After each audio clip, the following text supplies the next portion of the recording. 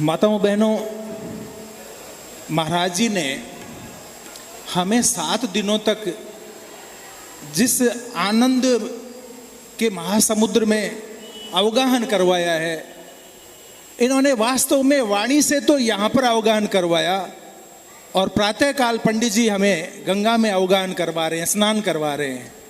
तो ऐसा दुर्लभ अवसर हमारे जीवन में बार बार प्राप्त होता रहे। मैं तो सबसे ज़्यादा मोदित जो यहाँ व्यासपीठ पर बैठे हैं हमारे संतोष सागर जी, भले ही रिश्ते में हम इन्हें अपना बालक कहें, लेकिन विद्वता सर्वत्र सुपूजित होती है और इसी सुपूजन के अंतर्गत मैं ये कह सकता हूँ कि हमारे पूरे श्री डूंगरगढ़ के लिए ये गौरव है। जहाँ कोई संत जन्म लेता है, ये गृहस्थी संत है, तो सबसे बड़ी बात यह है कि वह माता कितनी हर्षित होती है। कितनी माताओं को संत प्राप्त होते हैं, तो इनकी माँ और उनके पिताजी सदैव प्रणम्य है, सदैव प्रणाम करने योग्य हैं कि जिन्होंने ऐसा पुत्र रत्न प्राप्त किया। और मैं एक आलोचक के रूप में, एक समीक्षक के रूप में निरंतर इनकी कथा को बहुत वाच करता रहता हूँ, देखता रहता हूँ कि किस तरह से बोलते हैं, बोलने की भंगिमा कैसी है, तत्वों को कैसे निरूपण करते हैं, कथा का कैसे संयोजन करते हैं। इनमें सारी कलाएं हैं और मैं आपको बहुत विश्वास के साथ कहता हूँ कि एक दिन ये हमारे पूरे राजस्थान से, ये समझ लीजिए, एक बड़े कथावाचक के रूप में ये अपनी मंजिल को प्राप्त करेंगे। मित्रों, मैं बहुत सारी बातें अगर कहूँ उतना समय नहीं है, 1-1.5 मिनट का समय है, लेकिन फिर भी बताना चाहता हूँ कि आप लोगों का मुझे नहीं पता, लेकिन मैं 7 दिनों में अपने पीछे के सारे कारोबार को भूला हुआ रहा और यहीं निमग्न रहा, इन्हीं गलियों में, यहीं कथा में। और मैंने जानने की चेष्टा की कि ऐसा क्या है जिसमें लोग काशीवास करने के लिए इस नगरी में आ जाते हैं। ऊपर भी आपने देखा होगा 1-2 जो है। तो कुल मिलाकर के इस काशी की नगरी में आप लोगों का आना हुआ, ये बड़े परम सौभाग्य की बात है।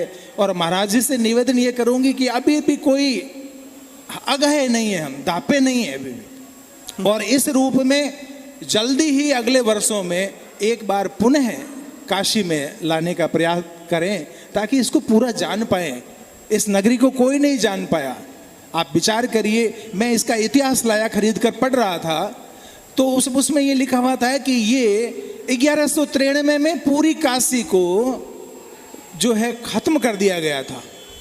कुतुबुद्दीन ऐबक का नाम सुना होगा इतिहास में आपने, बहुत ही नृशंस बादशाह था कुतुबुद्दीन ऐबक। उसने पूरी काशी का नाश करवा दिया, इसके करीबन 2000 मंदिरों को तोड़ दिया उसने। लेकिन वही काशी बहुत शीघ्र वापस उठ खड़ी हुई, क्योंकि काशी को कोई नष्ट कर नहीं सकता। ये वास्तव में एक पवित्र भूमि है और मोक्षदायिनी भूमि तो है ही। मीरा तो ये तक कहती है कि करवत लूंगी काशी, यानी काशी में तो काशी की करोत लेना ही बहुत उत्तम है। तो काशी हमारे हृदय में बसे रहे और दूसरे महाराज जी हमारे हृदय में बसे रहे। मैं अपनी बात को समाप्त करता हूँ। और इसके साथ ही देखिए क्या होता है कि सोने के साथ में जड़ाव जरूरी है। जो स्वर्णकार बंधु होते हैं वो इस कला को जानते हैं कि जड़ाव से सोना खिल जाता है। और इनके जड़ाव के रूप में मैं ये जो बंधु सारे के सारी ये टीम देख रहा हूँ, ये अद्भुत है। बांसुरी वादक को देख करके मुझे हरिप्रसाद चौरसिया याद आते हैं कि यार इतनी बढ़िया बांसुरी बजाते हैं, हमारे बीच के न कोई अभिमान है उनको। इसी तरह से सिंथेसाइजर पर जो भाई साहब भजन प्रस्तुत करते हैं, एक बड़े गायक हैं। और सारे लोग, मैं एक एक का नाम नहीं ले सकता। और हमारे पंडित जी, उनका एक एक वाक्य जो है, एक एक जो बोलने की कला है हमारे पंडित जी की, सुबह सुबह तर्पण कराते हैं तो हम तो निहाल हो जाते हैं। कितनी सुंदर टीम आपने बना रखी है, इसको नज़र नहीं लगे। और आप और हम सबका आशीर्वाद सदैव महाराज के प्रति रहे कि ये आगे बढ़ें और ये अपनी सफलताओं के आगे से आगे द्वार खोलते रहे। हरिओम नारायण। बोले द्वारिका नाथ की, भक्त वत्सल भगवान की।